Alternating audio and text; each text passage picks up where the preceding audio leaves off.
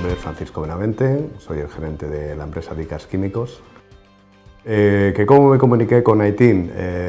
Fue un poco de rebote, sinceramente. O sea, a través de un cliente me habló de la firma, me habló de una máquina que hacía cosas que otras máquinas no podían hacer y que además tenía una filosofía totalmente distinta a la que había en el mercado. Y aprovechando que teníamos una presentación en una convención con un cliente internacional, decidimos ponernos en contacto con ITIN y solicitarles que nos dieran apoyo en este sentido para hacer la presentación en el cliente y ver de qué iba todo esto, ¿no? Porque no lo conocíamos.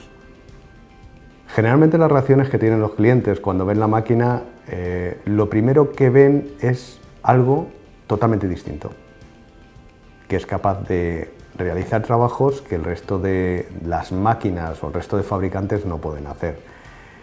Y se consigue algo que hace mucho tiempo que no conseguíamos con una referencia, que es que no te pregunten el precio, que se olviden del precio. O sea, que se hablen de aspectos técnicos de la máquina, que se hable de rendimiento, pero que no se hable de precio en un principio. Y esto es algo que no nos ocurría hace mucho tiempo, ¿no?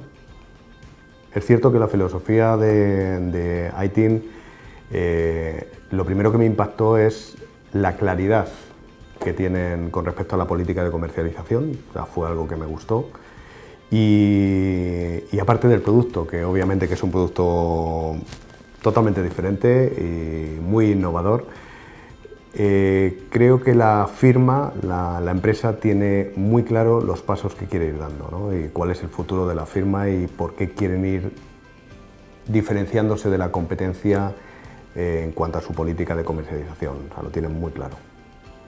¿Cómo enfocamos el futuro? Bueno, pues lo enfocamos con ilusión, ¿no? O sea, sobre todo lo que comentábamos anteriormente, intentar diferenciarnos a través de innovación y a través de productos con valor añadido de lo que ya se está haciendo en el mercado.